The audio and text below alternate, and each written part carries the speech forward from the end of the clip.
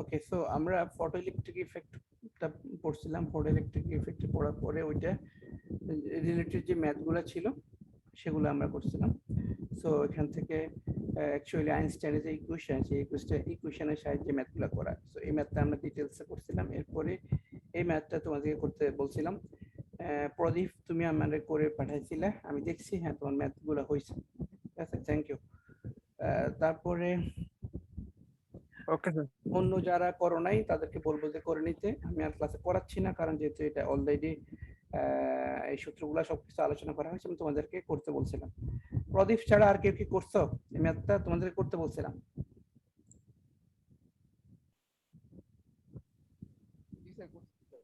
ম্যাথই করছো?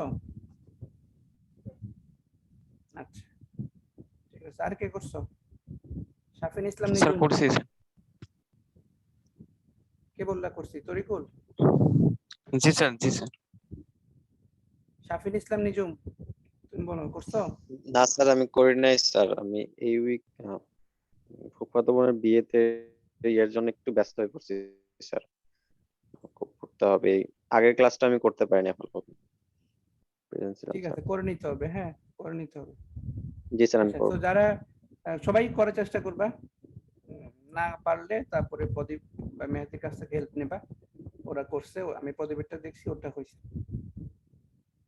আচ্ছা, তারপরে আমরা কম্পন ইফেক্ট নিয়ে পড়লাম।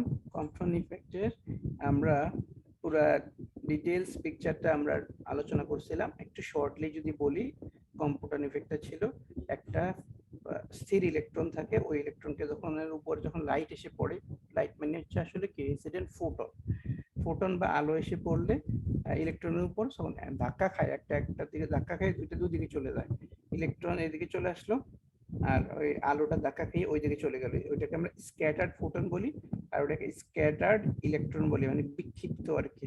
ঠিক আছে, তখন এই দুইটা দেখা যাচ্ছে একটার সাথে একটা, মানে স্ক্যাটার্ড ফোটনটা থিটা অ্যাঙ্গেল করে, আর স্ক্যাটার্ড ইলেকট্রনটা ফাই অ্যাঙ্গেল করে। ঠিক আছে, সো এই অ্যাঙ্গেল করে তারা স্ক্যাটার। তারপরে তাদের আগে কোলিশনের আগে আর কোলিশনের পরে কি কি কন্ডিশন ছিল সেগুলো আমরা একটু আলোচনা করছিলাম। এনার্জি, মোমেন্টাম, কি অবস্থা আগে ছিল পরে ছিল, সব দুইটা ক্ষেত্রেই, ফোটন আর ইলেকট্রন দুইটা ক্ষেত্রে দেখছিলাম। তারপরে আসলে এই আগে পরের এইসব হিসাব নিকাশের উপরে আমরা মোমেন্টাম কনজারভেশন ল অ্যাপ্লাই করছিলাম। ঠিক আছে, মোমেন্টাম কনজারভেশন একটা হচ্ছে ভার্টিক্যাল ডিরেকশনে, আর একটা হচ্ছে হরিজন্টাল ডিরেকশনে। দুই ডিরেকশনের জন্য আমরা দুইটা মোমেন্টাম কনজারভেশন ল লিখছিলাম। তো এটা আমি একদম একে ডিটেলস একে আমরা এটা দেখছিলাম 2 নাম্বার আর 3 নাম্বার ইকুয়েশনটা কিভাবে আসে। এরপরে আসলে আমি তোমাদেরকে বলছিলাম যে এই যে ক্যালকুলেশনটা আছে সেটা তোমরা করার জন্য, কারণ এটা জাস্ট ম্যাথমেটিক্স, এখানে আর কিছুই না। এই ক্যালকুলেশনটা করে এটা আসার জন্য। এটা কি কেউ করছো? আমি বলছিলাম সবাই নিজে খাতা করার জন্য। কে জি করছো? স্যার। রিকল করছো? স্যার আচ্ছা, ঠিক আছে, থ্যাংক ইউ। যারা করছো থ্যাংক ইউ। করলে এটা হওয়ার কথা। এনিওয়ে, সো আমি করতেছি না, যেহেতু এটা সম্পূর্ণ ম্যাথের ব্যাপার, তোমাদেরকে করতে বলছিলাম। ফাইনাল যে ইকুয়েশনটা পাইছি সেটা থেকে আসলে শুরু করব। তো ফাইনাল ইকুয়েশনটা কি ছিল আসলে? এটা কি করছিলাম, এই সেকশনটা, এই যে একটা বড় করে ক্যালকুলেশন করছিলাম, সেটা ছিল কি, একটু একে দেখাই, যারা হয়তো কত ক্লাস করো নাই বা এক সপ্তাহ পরে ক্লাস করতেছো, তো সেই জন্য অনেক সমস্যা হতে পারে। সো ইনসিডেন্ট ফোটনের প্রথমে ওয়েভলেন্থ ছিল ল্যামডা। ঠিক আছে, তারপরে যখন সেটা স্ক্যাটার হয়ে গেল, স্ক্যাটার হয়ে গিয়ে এর ওয়েভলেন্থ হয়ে গেল ল্যামডা প্রাইম। ল্যামডা বড় না ল্যামডা প্রাইম বলো?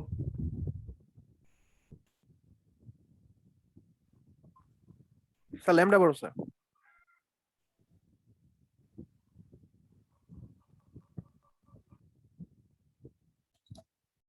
ল্যামডা বড়? ল্যামডা প্রাইম বড়। দিন ডিটেইলস আলোচনা Right. করছিলাম, ল্যামডা প্রাইম বড়। যে কারণ ল্যামডার হ্যাঁ স্যার, ফোটনের lambda prime। এনার্জি কমে যাবে। ফোটন সংঘর্ষের পরে হ্যাঁ স্যার, ফোটনের এনার্জি কমে যাবে স্যার। এনার্জি কমে যাবে, মানে তার হচ্ছে যে কি ফ্রি ইয়ে হবে তোমার ফ্রিকোয়েন্সি কম স্যার। ফ্রিকোয়েন্সি কমে যাবে, আর ফ্রিকোয়েন্সি কম মানে তার ওয়েভলেন্থ বেশি, তাই না? সো হ্যাঁ স্যার ফ্রিকোয়েন্সি থাকবে তার কম, বাট ওয়েভলেন্থ তার বাড়বে। ঠিক আছে, তাহলে আমাদের এই বড় যে প্রশ্নটা সেটা ছিল এই যে ওয়েভলেন্থের যে পার্থক্যটা হচ্ছে তার lambda prime, sorry lambda prime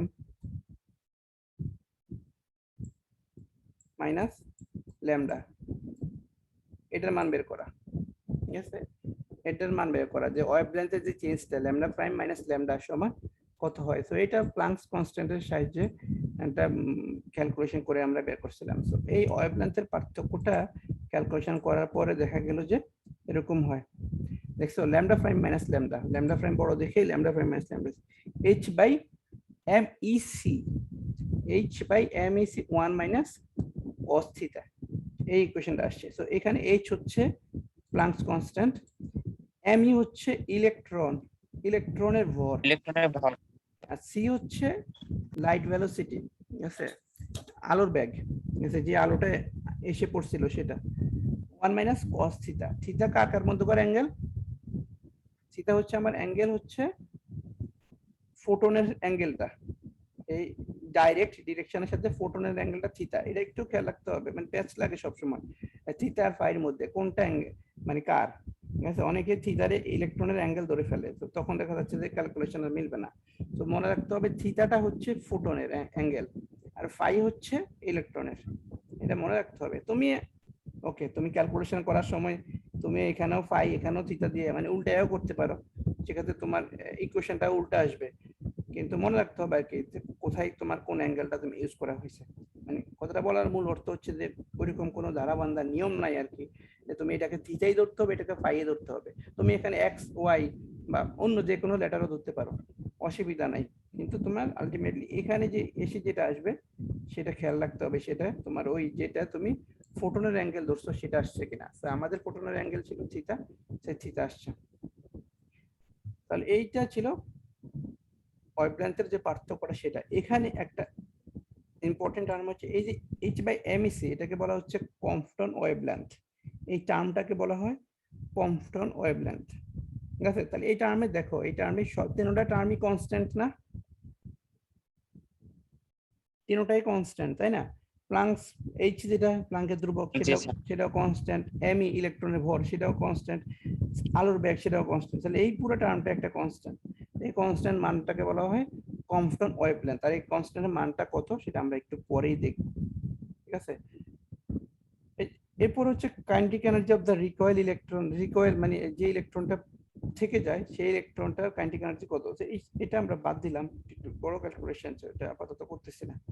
তো এই সেকশনটা আমি বাদ দিলাম, kinetic energy of the recoil electron. আমি সরাসরি চলে যাব যে কম্পটন ওয়েভলেন্থের যেটা পার্থক্যটা করলাম সেটা রিলেটেড ম্যাথ করতে। তো দেখো আমরা এই ম্যাথটার দিকে যদি খেয়াল করি, একটা ম্যাথ ভালো করে বুঝো, এই রিলেটেড যত ম্যাথ আসবে তুমি করতে পারবা।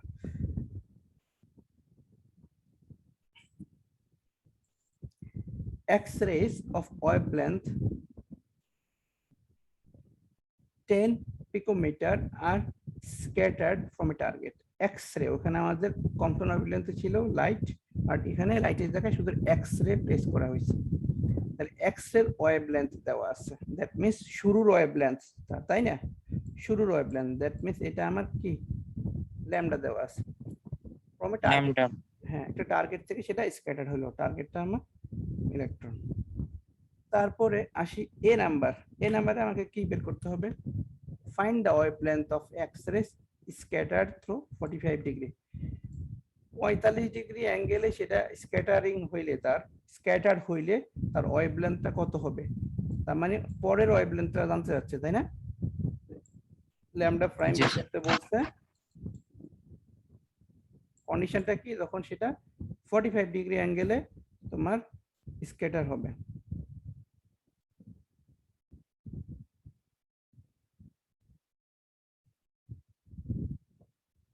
ঠিক আছে,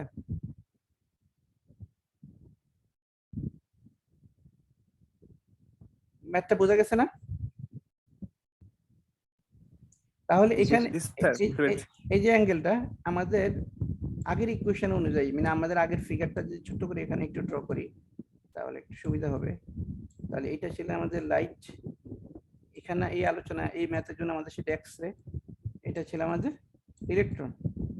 তো আমরা বলছিলাম যে ফোটনের যেটা সেই অ্যাঙ্গেলটা ছিল আমাদের থিটা, ডিস্টার্ব করতেছে, সেটা ছিল আমাদের থিটা, আর ইলেকট্রনের যেটা সেটা ছিল আমাদের পাই। ওকে, এটা ইলেকট্রন আর ওটা ফোটন,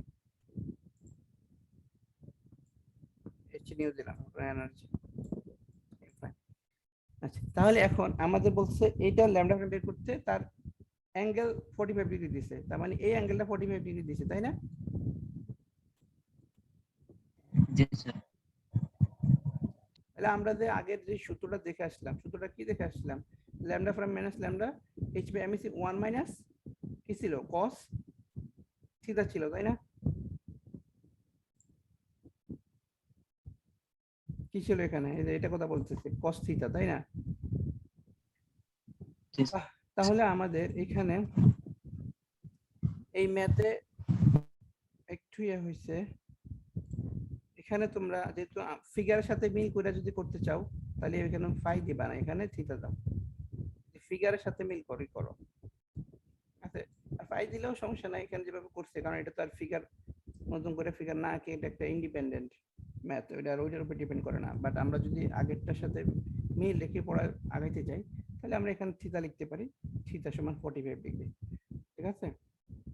তাহলে এখানে আমরা cos থিটা দিলাম, মানে মূল কথা কি, মূল কথা বুঝতে হবে, এইখানে আমাদের অ্যাঙ্গেলটা থাকবে সেটা হচ্ছে স্ক্যাটারিং ফোটনের বা স্ক্যাটার এক্স রে অ্যাঙ্গেলটা, তাহলে সেটা আমি থিটা লিখি, ফাই লিখি, সমস্যা নাই, ঠিক আছে? তো আমরা থিটা দিলাম ম্যাথের উপরের ইয়ার সাথে ফিগার সাথে মিল রেখে। তাহলে এরপরে আমার এই যে এখানে ল্যামডা সি দেওয়া আছে, আমরা ওখানে পড়ছিলাম কত, H by M E C ছিল, যেটাকে আমরা কনস্ট্যান্ট ওয়েভলেন্থ বলছিলাম। তো সেই কনস্ট্যান্ট ওয়েভলেন্থ পুরো টার্মটাকে এখানে ল্যামডা সি লেখা হয়েছে। আচ্ছা, তাহলে এখান থেকে আমার বের করতে হবে ল্যামডা প্রাইমের মান, তাই না? তাহলে ল্যামডাকে, এই ল্যামডাকে আমি ডান পাশে নিয়ে আসলাম, এরকম দাঁড়াইলো। ওকে, তো এখন এখানে যেটা করতে হবে, সব ল্যামডা তো সরাসরি দেওয়াই আছে, এই যে এটা, আর cos থিটার মানও দেওয়া আছে, ল্যামডা সি এর মানটা শুধু আমাদের জানা দরকার। ওকে, তো ল্যামডা হচ্ছে কি, ওই যে h বাই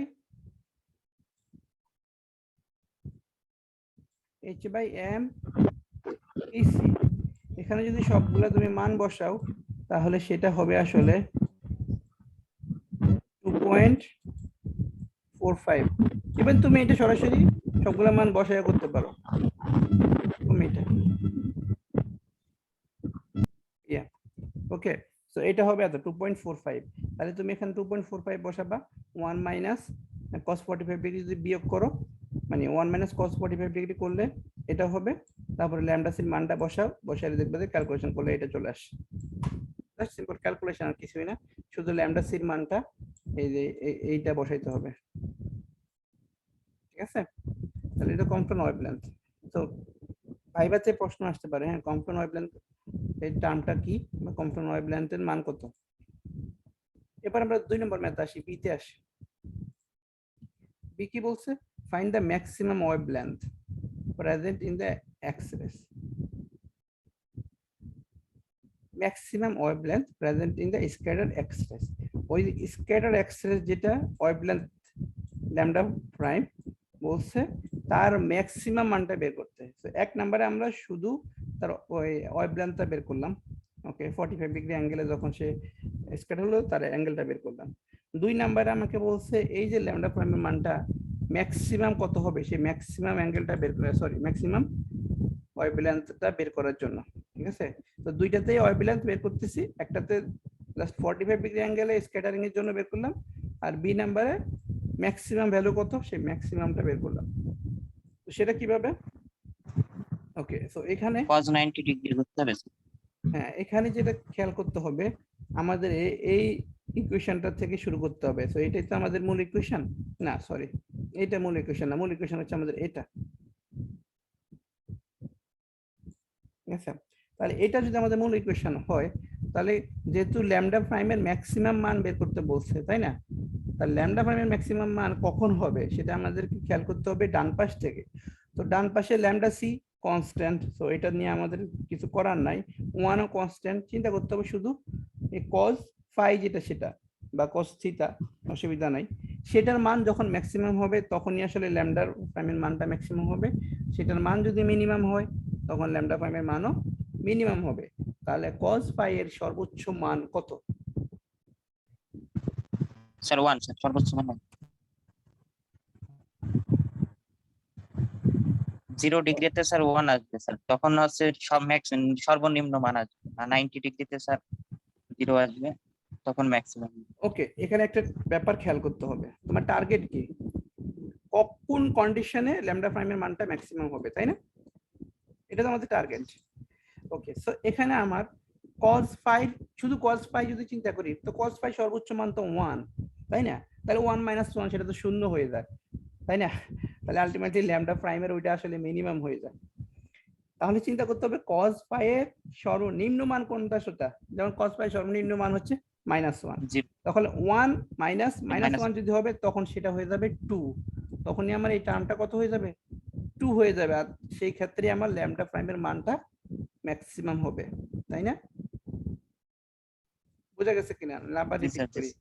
আবার রিপিট করি, মানে মূল টার্গেটটা কি, ল্যামডা প্রাইমের মানটা কখন ম্যাক্সিমাম হবে সেটা বের করা। টার্গেটটা হচ্ছে এটার মানটা কখন হবে ম্যাক্সিমাম হবে সেটা। তাহলে এটার মান আসলে ডিপেন্ড করে cos পাইর উপর। এখন cos পাইর যদি আমি মানে শুধু cos পাইর ম্যাক্সিমাম চিন্তা করি তাহলে cos পাইর ম্যাক্সিমাম মান হচ্ছে 1। তাহলে cos পাইর ম্যাক্সিমাম মান যদি আমি 1 বসাই তাহলে এই 1 - 1, তাহলে তো এটা আসলে আলটিমেটলি শূন্য হয়ে গেল। তাহলে ল্যামডা প্রাইমের তো আমি আসলে মিনিমাম মানটা পেয়ে গেলাম, আমার তো দরকার আসলে ম্যাক্সিমাম। তাহলে ম্যাক্সিমাম মান পাইতে হলে আসলে চিন্তা করতে হবে cos পাই এর মিনিমাম মানটা কত। তো cos পাই এর সর্বনিম্ন মানটা হচ্ছে -1। -1 যদি দিই তাহলে একমাত্র এই যে এই মাইনাস আর এই মাইনাস মাইনাসের মাইনাসে প্লাস হয়ে যাবে, তখন এই পুরা 1 - cos পাই সেই পুরাটা হয়ে যাবে আমার কত, 2। এই তাহলে এই 1 - cos পাই যখন 2 হবে তখনই আমার ল্যামডা প্রাইমের মানটা সর্বোচ্চ হবে। তো এইখানে সেই লেখাটাই লিখছে, বি নাম্বারের শুরুতে এই লাইনটা লেখা আছে যে lambda prime minus lambda is maximum, maximum হবে হয় যখন 1 - cos পাই = 2 হবে, যখন এটা সমান 2 হবে তখনই হবে, ঠিক আছে? তাহলে এটা যখন 2 হয় তাহলে আমাদের আগের ইকুয়েশনটাকে আমরা এভাবে লিখতে পারি যে lambda prime = lambda plus 2 lambda C, মানে উপরের ইকুয়েশনটা এরকম হইলো lambda prime minus lambda lambda C into 2। এটা হলো আমার ম্যাক্সিমাম কন্ডিশনের ক্ষেত্রে। তাহলে এটা থেকে আমরা এটা লিখতে পারি না,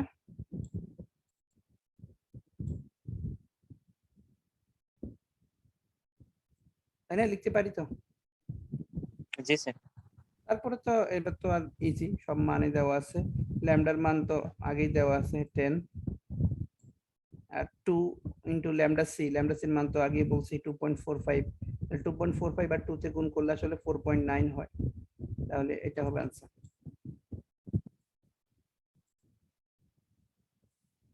তারপরে আসি সি নাম্বার। সি নাম্বার বলছি maximum kinetic energy of the recoil electron. Recoil মানে হচ্ছে কি, যে অবশিষ্ট, মানে যে ইলেকট্রনটা সেটা কাইনেটিক এনার্জি কত, যে ইলেকট্রনটা আমাদের স্ক্যাটারিং হয়ে গেল ওই ইলেকট্রনটার কাইনেটিক এনার্জি কত, সেটা ধাক্কা খেয়ে তো সেটাও একটা নির্দিষ্ট গতিশক্তি অর্জন করে স্ক্যাটারিং হয়ে গেল, তার গতিশক্তি কত, এটা আসলে কাইনেটিক এনার্জি ম্যাক্সিমাম, মানে যেটা আমরা বাদ দিলাম আর কি, যে কাইনেটিক এনার্জি ম্যাক্সিমামের যে ইকুয়েশনটা কাইনেটিক এনার্জি রিকয়েল ইলেকট্রন সেটা ডিপেন্ডেন্ট ম্যাথ। তো এখানে যাই হোক, এখানে তোমরা এই ইকুয়েশনটা একটু মনে রাখবা আর কি। সো মানে মনে রাখা আসলে যেমন কঠিন কিছু না। দেখো H nu minus H nu prime, মানে ওই, ওকে, এটা আসলে আমি ওই ডেরিভেশন ছাড়াই তোমাদেরকে বোঝাই ফেলতে পারি। প্রথমে মনে করো এই যে ফোটন যে এনার্জি নিয়ে আসলো, ওকে, ফোটন কি এনার্জি নিয়ে আসলো, এইচ নিউ, আরে একটু বড় করে সুন্দর করে আঁকি, একটু ওয়েট করো, বলে যাই।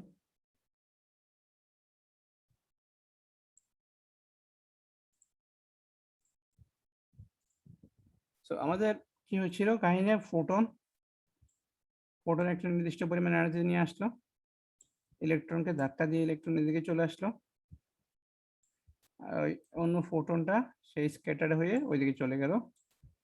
আর এটা ছিল আমাদের হরিজন্টাল লাইনটা,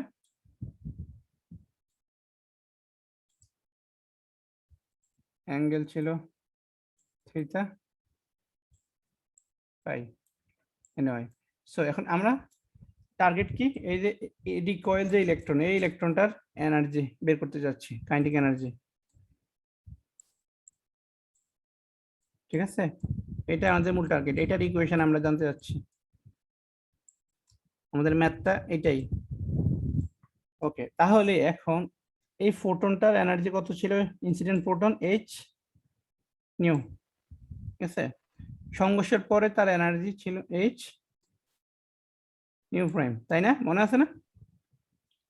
জি স্যার। আচ্ছা, তাহলে এইটা প্রথমে এত এনার্জি নিয়ে আসছে, পরে এত এনার্জি হয়েছে, এটা থেকে এটা তো অবশ্যই কম, তাই না?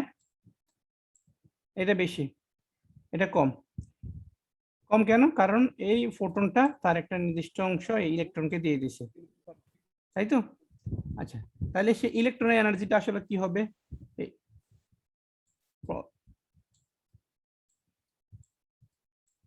ওই ফোটনের প্রথম এনার্জি মাইনাস ফোটনের ফাইনাল এনার্জিটা, এই দুইটার মধ্যকার যে এনার্জিটা সেটাই আমার ইলেকট্রন নিয়ে গেছে।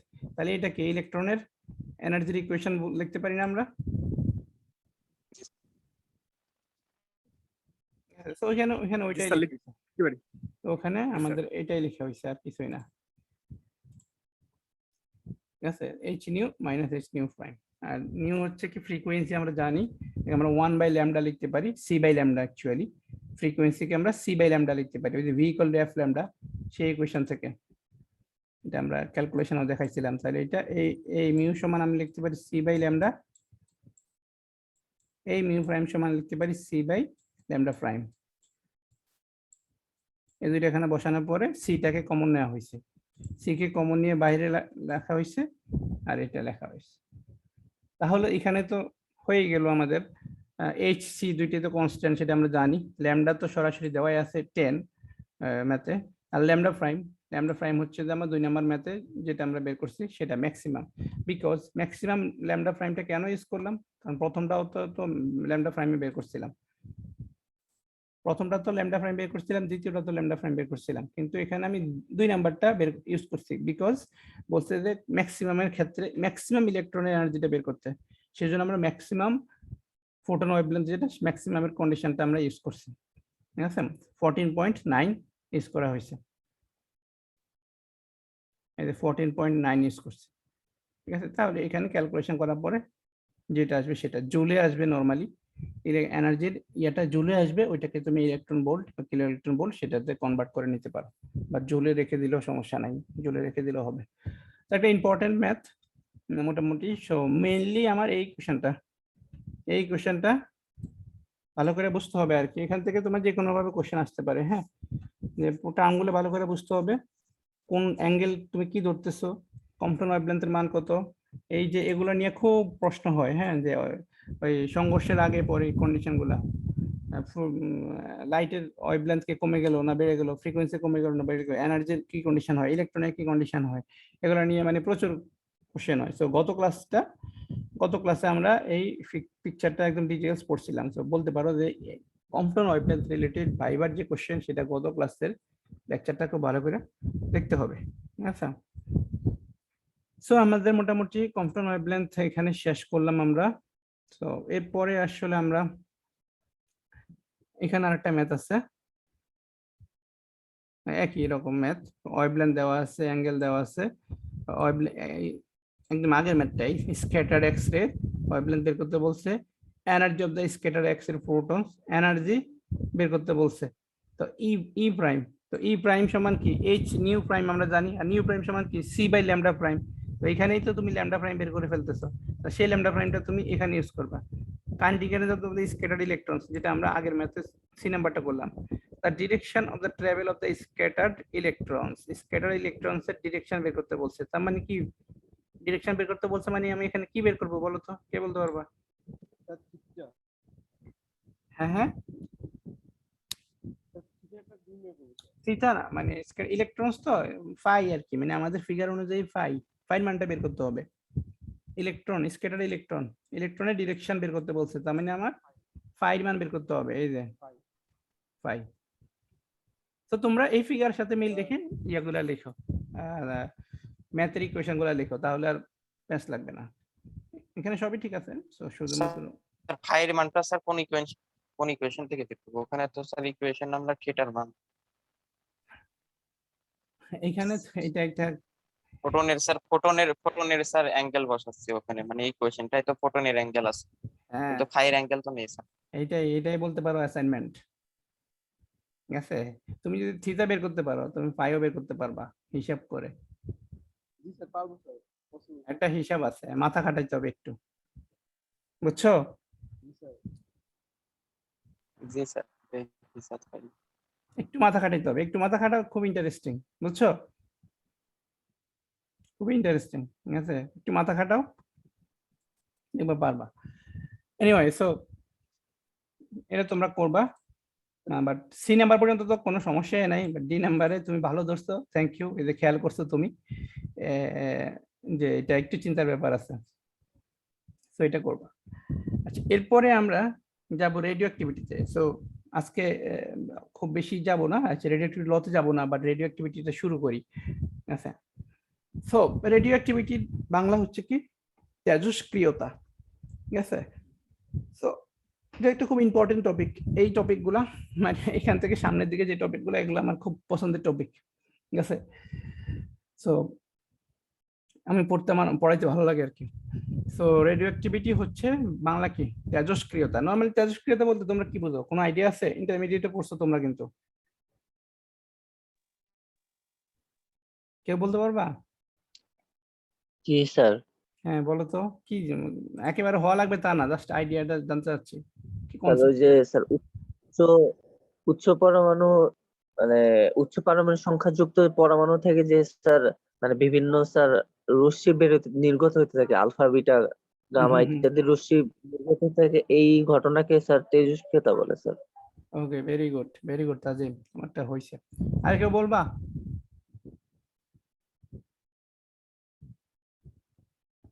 আচ্ছা, ও যেটা বলছে সেটা ঠিকই বলছে, মানে সিম্পলি যদি বলি ওইটাই, যে যখন দেখা যাচ্ছে যে একটা বড় একটা নিউক্লিয়াস তুমি নিবা, সেটা দেখা যাচ্ছে কি ওইটার যে বাহিরের যে দেখা যাচ্ছে যে নিউক্লিয়ন গুলো আছে, সেগুলা আপনা আপনি সেটা ক্ষয় হয়ে যায়, তার মানে বিকিরণ ঘটে ওইটার। সেই বিকিরণটা আলফা বিটা গামা এই ধরনের রশ্মি আকার হইতে পারে, বা ছোট ছোট নিউক্লিয়াস গুলোর আকারে হইতে পারে।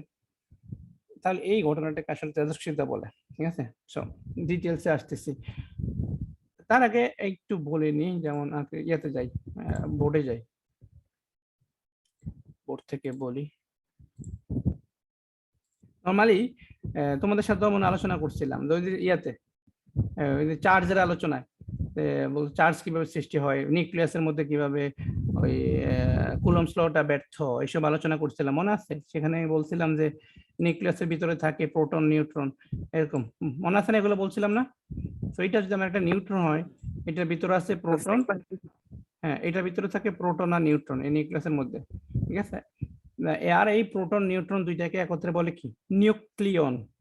নিউক্লিয়ন নিউক্লিয়ন বলতে তুমি প্রোটন নিউট্রন দুইটাকেই বুঝো, নিউক্লিয়ন, ঠিক আছে? এখন কারো যেমন হাইড্রোজেন, এর মধ্যে একটা প্রোটন থাকে, ঠিক আছে? তার মানে কি হাইড্রোজেনটা একেবারে ছোট্ট একটা নিউক্লিয়াস। আমরা এখানে নিউক্লিয়াস নিয়ে আলোচনা করব, অ্যাটম নিয়ে চিন্তা করতেছি না, ভিতরে শুধু নিউক্লিয়াস যেটা সেটা নিয়ে চিন্তা করবো। হাইড্রোজেন যেমন একটা খুবই ছোট, ঠিক আছে? আবার যদি তুমি ইয়াতে যাও, ইউরেনিয়াম, ইউরেনিয়ামে 98টা তোমার এরকম প্রোটন আছে, 146টা নিউট্রন আছে। তার মানে ইউরেনিয়ামটা কত বড়, তাই না? তাহলে কি হয় আসলে মূল ব্যাপারটা যদি তুমি চিন্তা করো, আমি মেইনলি কি ড্র করতে চাচ্ছি এখান থেকে, সেটা হচ্ছে একটা বড় নিউক্লিয়াসের দেখা যাচ্ছে যে যে নিউক্লিয়ন গুলো আছে সেগুলো কি চারপাশে তো আছে অবশ্যই। তাহলে এখানে হচ্ছে যে তার একেবারে সারফেসে মানে বাহিরে যেই নিউক্লিয়ন গুলো আছে মানে প্রোটন নিউট্রন সেটা আর তার এই ভিতরে যে নিউক্লিয়ন গুলো আছে এগুলোর মধ্যেকার আকর্ষণ বলটা কি একটু কমে যায়, একটু অনেক কম থাকে, তাই না? ঠিক আছে, জি স্যার। তখন দেখা যাচ্ছে কি এগুলার এই আকর্ষণ বল কম থাকার কারণে এই বড় থেকে এই পাশ থেকে এই নিউক্লিয়ন গুলা কি বিকিরণ হয়ে যায়, এগুলো বের হয়ে যাইতে পারে। ঠিক আছে, এগুলা বের হয়ে যাইতে পারে, যেটা এই ছোটটাতে সম্ভব না। ছোটটাতে কি হয়, ছোটটাতে এই সবগুলা এত কাছাকাছি থাকে, এগুলা একটা একটার সাথে এত স্ট্রং ইয়াতে আবদ্ধ থাকে, এগুলা থেকে বিকিরণ সম্ভব না। ঠিক আছে, তো বড়টা থেকে বিকিরণ এই কারণে সম্ভব। অ্যাকচুয়ালি বড়টা থেকে এরকম ছোট ছোট গুলাই আসলে বের হয়। তো ও আলফা বিটা গামা বলছে, ঠিক আছে, হ্যাঁ আলফা বিটা গামা এগুলা রশ্মি, ঠিক আছে, কিন্তু আলফাটা আসলে কি, আসলে হিলিয়াম নিউক্লিয়াস, হিলিয়াম নিউক্লিয়াসকে আসলে আলফা বলা হয়। 2 4, তাহলে এইখান থেকে কি হলো, একটা ছোট্ট করে দুইটা প্রোটন আর দুইটা নিউট্রন যখন বের হয়ে গেল তখন সেটাকে আমরা বলি যে আলফা বিকিরণ হয়েছে, আলফা রশ্মি বের হয়েছে। এরকম যে ছোট একেবারে যে শুধু আলফা বের হবে তা না, তোমার আরো ছোট ছোট হিলিয়াম লিথিয়াম এই ধরনের যে কোনো নিউক্লিয়াস এটা থেকে বিকিরণ হইতে পারে, বিকিরণ হয়ে এটাকে আর একটু ছোট করে ফেলতে পারে। ইউরেনিয়ামটা তখন আর ইউরেনিয়াম তো থাকবে না, তার থেকে ছোট হয়ে যাবে। তো এইভাবে যে বড় নিউক্লিয়াস গুলো থেকে যে স্বাভাবিকভাবে যেই বিকিরণটা হয় সেটাকে আমরা তেজস্ক্রিয়তা বলি। আর এই জন্য এগুলাকে বলা হয় রেডিও অ্যাক্টিভ এলিমেন্ট, তেজস্ক্রিয় উপাদান, তেজস্ক্রিয় এলিমেন্ট। ওকে, রেডিও অ্যাক্টিভ বলা হয়। তাহলে সবকিছু কিন্তু রেডিও অ্যাক্টিভ না, নরমালি যেগুলো বড় নিউক্লিয়াস থাকে সেগুলো আমরা রেডিও অ্যাক্টিভ। ক্যালিফোর্নিয়াম আছে 252 এরকম, তার বড় সংখ্যা অনেক বড়। ক্যালিফোর্নিয়ামটা হচ্ছে এই তেজস্ক্রিয়তার একটা উৎকৃষ্ট মানে উদাহরণ, এটা থেকে খুব ইজিলি খুব বিকিরণ হয়ে যায়। ঠিক আছে, ক্যালিফোর্নিয়াম সিএফ দিয়ে আমরা প্রকাশ করি। তাহলে এই যে ঘটনাটা ঘটে আসলে এটাকে আমরা তেজস্ক্রিয়তা বলি। তাহলে এখানে আসলে আরো একটু সুন্দর করে বলা আছে যে সায়েন্টিস্ট হেনরি বেকারেল সেই রেডিওঅ্যাক্টিভিটির আবিষ্কার করছে 1896 সালে। দ্য স্পন্টেনিয়াস, স্পন্টেনিয়াস মানে কি আসলে স্বতঃস্ফূর্ত মানে নিজে নিজে, spontaneous emission of radioactive rays, তেজস্ক্রিয় রশ্মিগুলোর যে স্বতঃস্ফূর্ত বিকিরণ হয় তার থেকে ফ্রম রেডিওঅ্যাক্টিভ এলিমেন্ট, রেডিওঅ্যাক্টিভ উপাদানগুলো থেকে ইজ কল্ড রেডিওঅ্যাক্টিভিটি। তাহলে কি খুবই সহজ, যে যখন স্পন্টেনিয়াস ইমিশন হয় একটা রেডিওঅ্যাক্টিভ এলিমেন্ট থেকে সেটাকে আমরা বলি যে রেডিওঅ্যাক্টিভিটি। তাহলে এই রেডিওঅ্যাক্টিভিটি, ডিউ টু দিস রেডিওঅ্যাক্টিভিটি, এই রেডিওঅ্যাক্টিভিটির ফলে কি হয় আসলে, the nucleus of the element transform into nucleus of the new element. তো যেটা আমি বলছিলাম যখন বিকিরণ ঘটে যাবে তো সে তো একটা ছেড়ে দিচ্ছে, ছেড়ে দিয়ে সে নতুন আরেকটা নিউক্লিয়াসে রূপান্তর হয়ে যাবে। দেন ইউরেনিয়াম যখন প্রোটন ছেড়ে দিবে তাহলে তার প্রোটন কমে যাচ্ছে না, আর প্রোটন কমে গেলে তো সেটা অন্য আরেকটা এলিমেন্ট হয়ে গেল, তাই না? কারণ এলিমেন্টের নামই তো ডিপেন্ড করে প্রোটন সংখ্যার উপর। আচ্ছা, তাহলে দ্য এসআই ইউনিট অফ রেডিওঅ্যাক্টিভিটির বেকারেল হচ্ছে 1 বিকিউ আমরা লিখি, এটা হচ্ছে রেডিওঅ্যাক্টিভিটির এসআই ইউনিট। ঠিক আছে, তাহলে 1 বেকারেল আসলে কি 1 ডিকে পার সেকেন্ড, এক সেকেন্ডে যদি একটা ডিকে হয় সেটাকে বলি আমরা 1 বেকারেল। 1 বেকারেল হচ্ছে আসলে 1 ডিকে পার সেকেন্ড। অ্যাকচুয়ালি এই রেডিওঅ্যাক্টিভিটির একক ছিল কুরি, বেকারেলের আগে ছিল কুরি, যেটা ছিল 3.7 × 10⁻10 ডিকে পার সেকেন্ড, বা বেকার এতকে আসলে এক কুরি বলা হয়। এখন আসলে বেকারেল ইউজ করা হয়, কুরি আর ইউজ করা হয় না। আচ্ছা, এখন আসছি যে এই রেডিওঅ্যাক্টিভিটি আসলে আমরা এক প্রকার এতক্ষণ আলোচনা করছি, সেটা হচ্ছে ন্যাচারাল। স্যার একটা কোশ্চেন করি। হ্যাঁ হ্যাঁ অবশ্যই বলো। স্যার ইউরেনিয়ামে যে 98টা ইয়ে বললেন এবং এখান থেকে হিলিয়াম লিথিয়াম বা যে কোনো পরমাণু বের হয়ে যায়, তো এটা স্যার আকর্ষণ না সংঘর্ষ কোনটার কারণে এই তেজস্ক্রিয়তা সৃষ্টি হয়? আকর্ষণ তো না, আমরা তো দেখাইছিলাম যে তোমার দুর্বল নিউক্লিয় বলের কারণে, দুর্বল নিউক্লিয়ার ফোর্সের কারণে দেখা যাচ্ছে যে কি, আবার এখানে একটু ড্র করি, এটাই তো দেখাইছিলাম ওখানে যে কিভাবে বের হয়। ঠিক আছে, মানে দাঁড়াও একটু ফিগার আপনাকে দেখাই।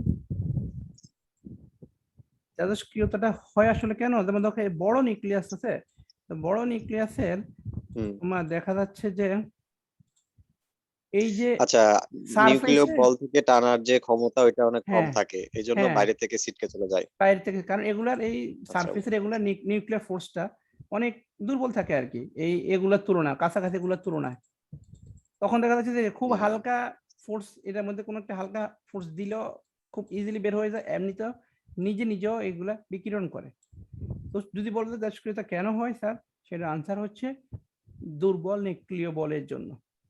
ঠিক আছে, দুর্বল নিউক্লিয় বলের জন্য। Okay sir. স্যার হ্যাঁ স্যার এই যে ইউরেনিয়ামের মতো পরমাণু, হ্যাঁ, শুধু কি এই যে ছোট ছোট পরমাণু ভেঙে গিয়ে ছোট ছোট পরমাণু তৈরি হওয়ার সময় শুধু ভর হারায়, না আরো অন্য কোনো প্রক্রিয়ায়? যেমন বলো। ইলেকট্রোম্যাগনেটিক রেডিয়েশন যদি সেখান থেকে নির্গত হয়, অর্থাৎ ফোটন। আমি বলতেছি প্রকারভেদে যদি সেখান থেকে আচ্ছা, হ্যাঁ বুঝছি, একটু ওয়েট করো, এটা আনসারটা আসতেছে। প্রথম কথা হচ্ছে যে আমরা যেটা বললাম মানে ন্যাচারাল বললাম এতক্ষণ ধরে, যে ন্যাচারালি একটা বড় নিউক্লিয়াস মানে ওইটা থেকে বিকিরণ হয়ে যাচ্ছে, ক্ষয় হয়ে যাচ্ছে, ওইটাকে আমরা বললাম রেডিও অ্যাক্টিভিটি। সো এটা হচ্ছে ন্যাচারাল। আরেকটা হচ্ছে আর্টিফিশিয়াল।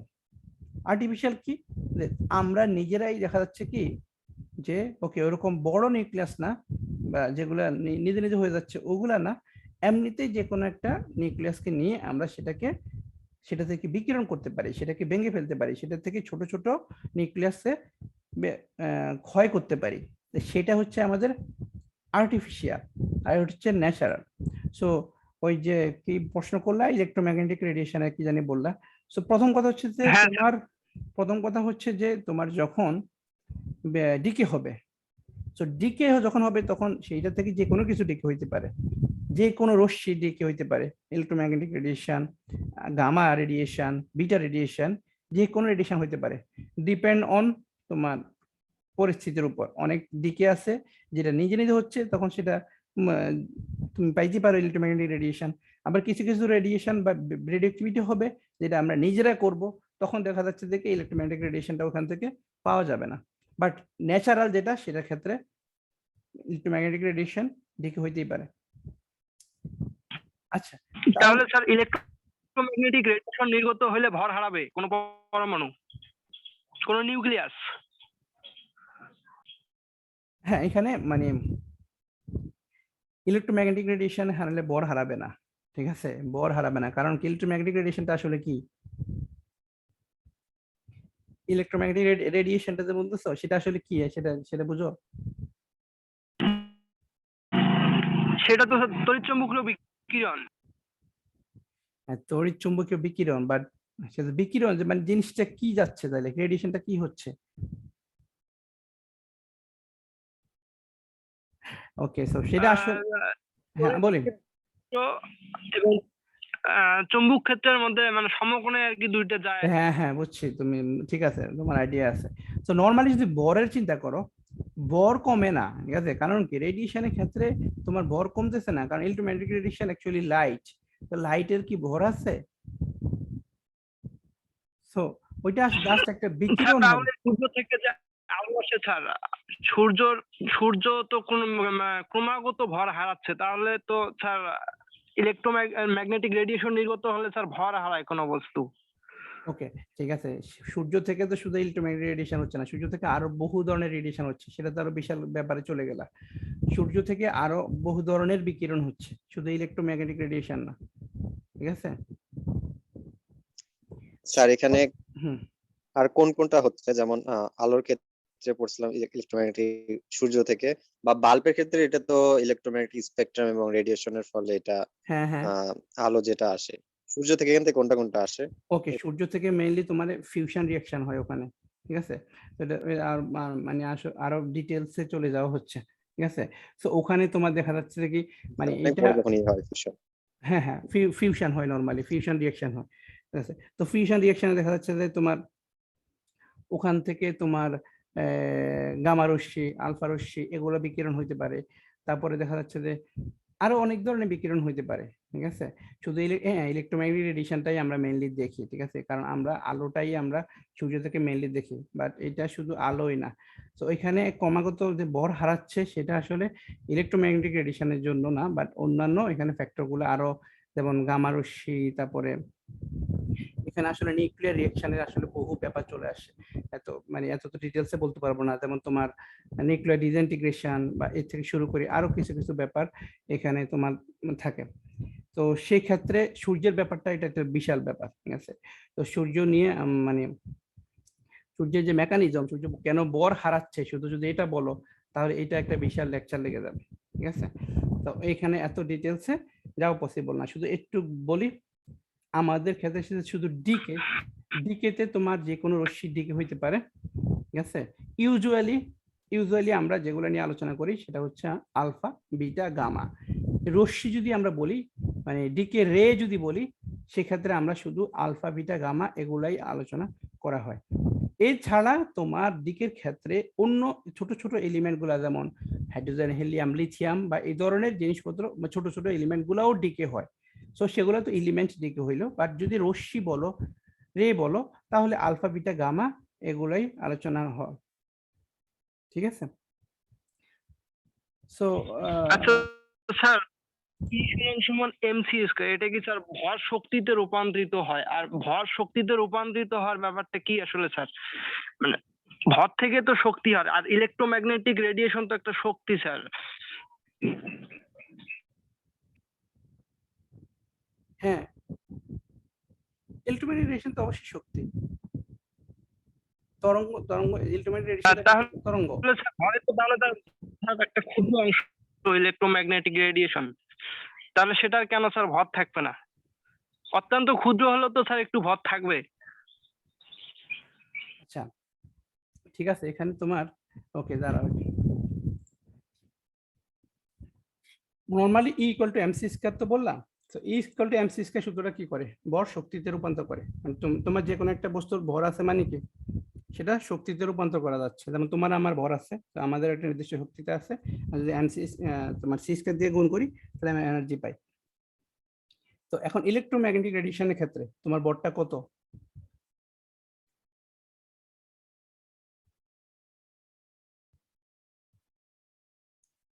মানে কোথাও দেখছো বা ওরকম মানে ফিল করো না, মানে তোমাকে আমি ভাইবা নিচ্ছি, ব্যাপারটা এরকম না, আলোচনা করতেছি আর কি, ঠিক আছে। নর্মালি যেমন ইলেকট্রোম্যাগনেটিক রেডিয়েশন বা লাইট, সেগুলো যদি আমরা আলোচনা করি, তো সেক্ষেত্রে এই যে ভরের যে ইকুয়েশন বা ভরের মান, সেরকম কোনো আইডিয়া আছে কিনা? না স্যার, আইডিয়া নেই।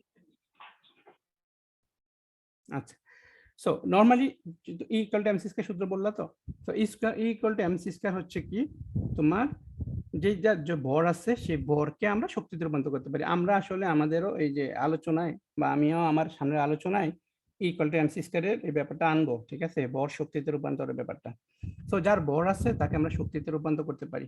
বাট ইলেকট্রোম্যাগনেটিক রেডিয়েশন বা লাইটের ক্ষেত্রে, ঠিক আছে, লাইটের এনার্জি আছে, ওকে, লাইটের তো অবশ্যই এনার্জি আছে, আলো এনার্জিতেই হয়, কিন্তু সেটা লাইটের একটা নির্দিষ্ট ভ্যালোসিটি আছে। সো এটার যে মাসটা, সেই মাসটা আসলে নেগলিজিবল। তো তুমি তো বলতে পারো স্যার ক্ষুদ্র মাস আছে, ঠিক আছে, একেবারে ক্ষুদ্র মাস আছে যদি বলো, ঠিক আছে বলতে পারো, কিন্তু অ্যাকচুয়ালি আলোচনায় সেটাকে নেগলিজিবল করা হয়, ঠিক আছে। আমি যদি বলো মানে তর্কের খাতিরে বা যদি একবার লজিক মিলাইতে যাও, সেক্ষেত্রে আমি বলবো যে হ্যাঁ তুমি ধরে নিতে পারো ওকে E = mc স্কয়ার, তাহলে বলে স্যার এনার্জি আছে মানে কি, তার মানে এটার এম এর একটা ভ্যালু আছে, তাহলে এম এ যদি মানে যদি তুমি ওইভাবে লজিক্যালি মিলাইতে যাও যে স্যার E = mc স্কয়ার তো আমি জানি, তাহলে আপনি বলতেছেন এনার্জি আছে, তাহলে এনার্জি যদি থাকে মানে এখানে লিখে দিই, যেমন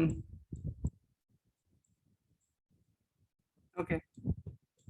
এখন অন্য সবগুলোর ক্ষেত্রে তো সমস্যা নাই, বাট ইএম এর ক্ষেত্রেই তো মানে তোমার প্রশ্নটা মেইনলি ইলেকট্রোম্যাগনেটিক রেডিয়েশনের ক্ষেত্রে। তা আমি বলতেছি ইলেকট্রোম্যাগনেটিক রেডিয়েশনের বা লাইটের বলি না কেন এনার্জি আছে, আবার বলতেছিলাম যে মাস বা ভর নাই।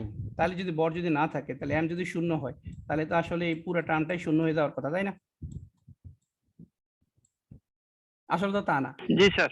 আসলে তো তা না, কিন্তু এখানে ব্যাপারটা কি, ব্যাপারটা হচ্ছে এই যে এম এর মানটা, আলোর যে পাওয়ার বা ইলেকট্রোম্যাগনেটিক রেডিয়েশন, এই এমটা আসলে খুবই নেগলিজিবল, ঠিক আছে, খুবই নেগলিজিবল। এবং সেই জন্যই এই যে বললাম যে তুমি ইএম এর মাস দেখছো কিনা কোথাও বা লাইটের মাস দেখছো কিনা কোথাও, সেই জন্য তুমি কোথাও দেখো নাই, আমিও দেখি নাই সেটা। বাট একেবারে শূন্য না, মানে খুবই নেগলিজিবল। কারণ শূন্য যদি হয় তাহলে সেটা তো এনার্জি শূন্য হয়ে যাবে, শূন্য না, বাট খুবই নেগলিজিবল। ঠিক আছে, এত নেগলিজিবল বলে সেটা আলোচনায় আসে না, বুঝতে পারছো? So, জি স্যার। তো এটাই হচ্ছে আর কি মূল ব্যাপারটা। ঠিক আছে, তা সেই জন্যই তোমার যে প্রথম যে কোশ্চেনটা ছিল যে স্যার ইএম যদি রেডিয়েশন হয় মাস কি কমবে না, তা আমি আনসার দিছিলাম যে না। কারণ কি, এই না মানে হচ্ছে যে না বললে সেফ আর কি। ঠিক আছে, না বলা হচ্ছে ওকে নেগলিজিবল, এমটা নেগলিজিবল।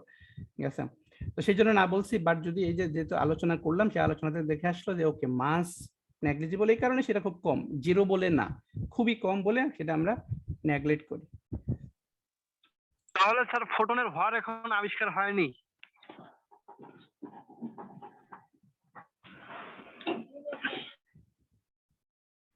আচ্ছা, তারপরে এখন আমরা আসি যে রেডিও অ্যাক্টিভিটির যে প্রকারভেদ আসি। হ্যাঁ, ওকে।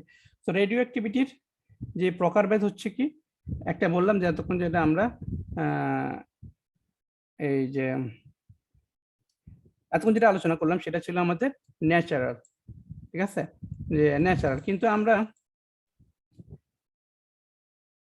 চাইলে যে সেটাকে আমরা আর্টিফিশিয়াল, সে আর্টিফিশিয়ালও আমরা করতে পারি।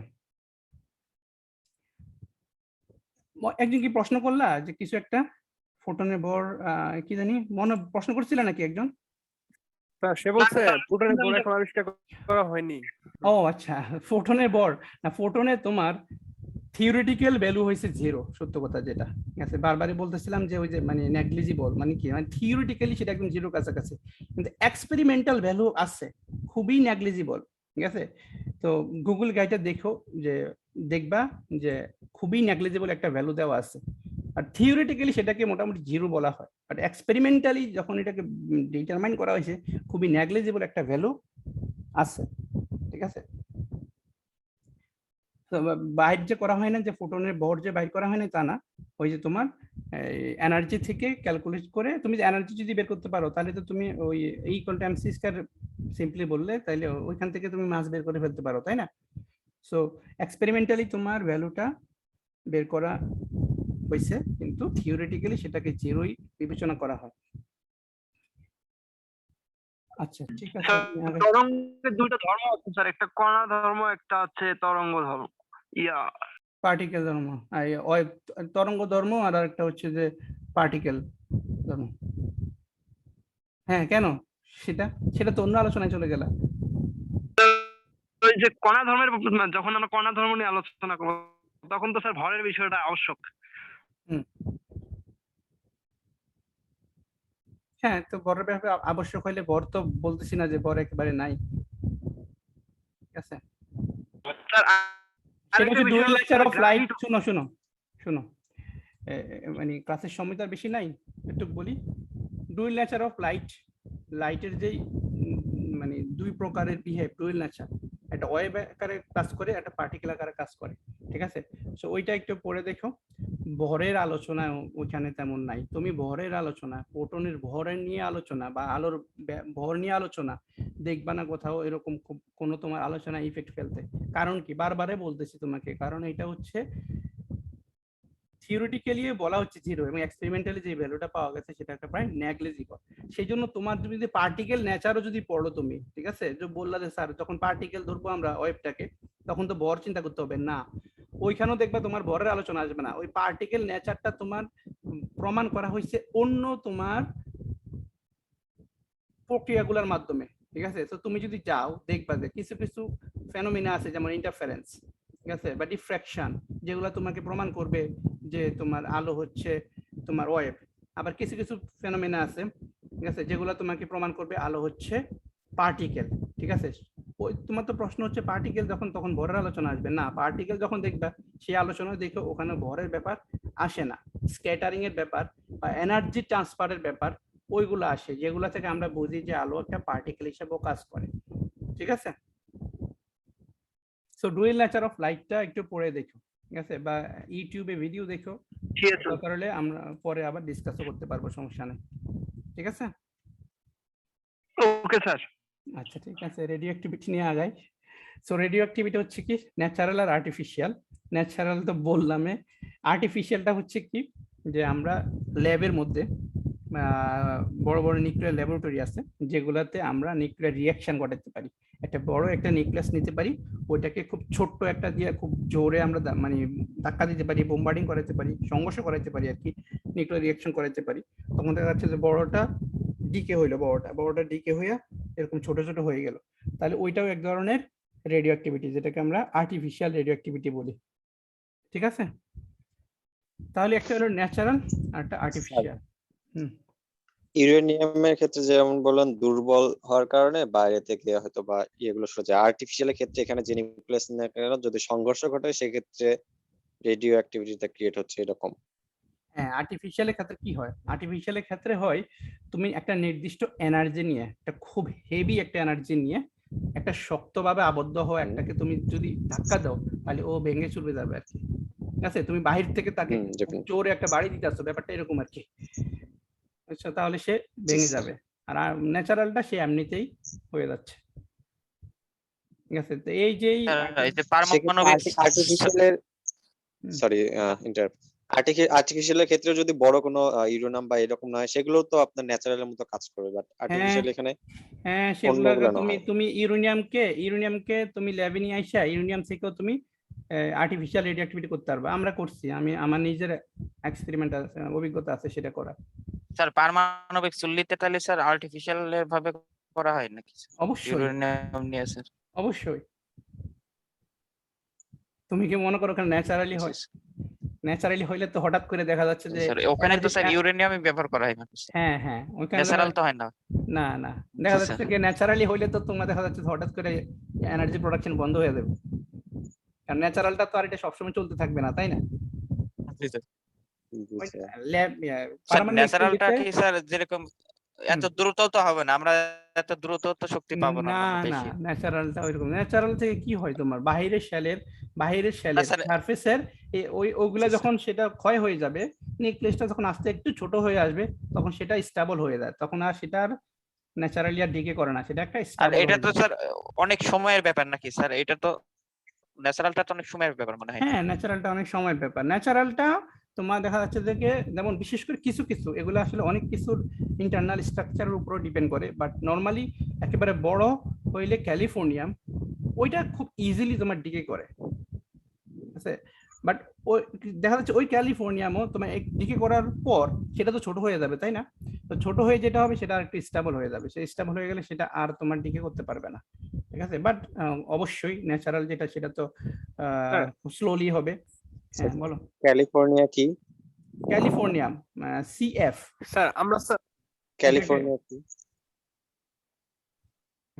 আচ্ছা স্যার হ্যাঁ জি স্যার, রেডিও অ্যাক্টিভিটির ক্ষেত্রে যেটা দিয়ে প্রকাশ করা হয়, জি স্যার বুঝতে ওই যে একটা, জি স্যার বুঝতে পারছি, পিকচার দেখালেন। বলো, কে বলবে? হ্যাঁ বলো।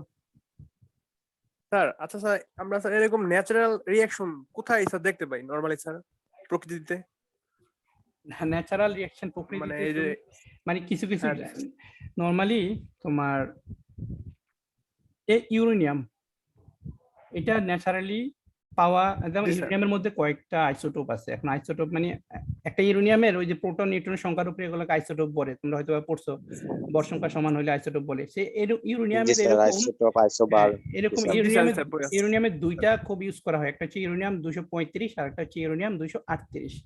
সেই 238 যেটা সেটা ন্যাচারালি খুব পাওয়া যায়, দেখা বিভিন্ন দেশে পাওয়া যায়। ঠিক আছে, আমাদের দেশে ইউরেনিয়াম পাওয়া যায় কিনা আমি সঠিক জানি না। ঠিক আছে, বাট দেখা যাচ্ছে ফ্রান্স বা যেগুলো আসলে যেগুলো নিউক্লিয়ার রিয়েক্টর খুব বেশি মানে বেশি পরিমাণে এনার্জি তারা ওখান থেকে প্রডিউস করে, ওইসব দেশে এই ইউরেনিয়ামটা ন্যাচারালি ওরা পায়। ঠিক আছে, তো এটা বলো যে স্যার কোথায় পায়, সেটা আসলে ন্যাচারাল তো ন্যাচারালি যে কোনো জায়গা থেকে হয়তো বা এরা অনেক রিসার্চ করে ওই জায়গা থেকে তারা আবিষ্কার করছে। আমাদের দেশে ন্যাচারাল গ্যাস, আমাদের দেশে ন্যাচারাল গ্যাস কিভাবে আবিষ্কার হয়েছে, কোনো না কোনো মাধ্যমে সেটা চোখে পড়ছে, রিসার্চ করে সেটা বুঝছে যে এখানে গ্যাসের খনি আছে, এরকমই আর কি তোমার ন্যাচারালি কোনো একটা জায়গাতে দেখছে। তো এগুলা যেহেতু আসলে তেজস্ক্রিয়, ঠিক আছে, তো এগুলার ইফেক্টটাও কিন্তু বোঝা যায় সহজে যে ওকে এখানে খুব তেজস্ক্রিয় একটা কিছু আছে, আশপাশে দেখা যাচ্ছে সেটার একটা ইফেক্ট পড়ে। তো সেইভাবে তোমার এই ন্যাচারাল এগুলা মানে পাওয়া যায়। ঠিক আছে, তবে ওই ন্যাচারাল গুলা দিয়ে তো আর তোমার রিঅ্যাকশন হয় না। দেখা যাচ্ছে ওকে ওইটাকে নিয়ে প্রসেস করে তারপরে ল্যাবে গিয়ে তোমার আর্টিফিশিয়াল নিউক্লিয়ার রিঅ্যাকশন করা হয়, যেটা থেকে আসলে আমরা এনার্জি করা হয়। প্রডিউস করি। ওই আর্টিফিশিয়ালটা জাস্ট তুমি বলতে, ন্যাচারাল যেটা সেটা শুধু বলতে পারো যে তুমি ন্যাচারালটাকে সংগ্রহ করলা, সংগ্রহ করে সেটা তুমি নিয়ে আসলা, ঠিক আছে, এটাই। হ্যাঁ আর স্যার, reaction ফিউচারে কি করতে আমরা লাগে ইউনিভার্সিটিতে এরকম এক্সপেরিমেন্ট করতে পারবো ল্যাবে? এরকম আমাদের কি সুযোগ আছে কোথায়? আমাদের ভার্সিটিতে? ওরে আল্লাহ, আমাদের কি বললা? ল্যাবে স্যার। তুমি বলো যে বাংলাদেশে, এটা তো বিশাল প্রশ্ন করে ফেললা। আল্লাহ হাফেজ। ভালো থাকবেন। হ্যাঁ, ওকে।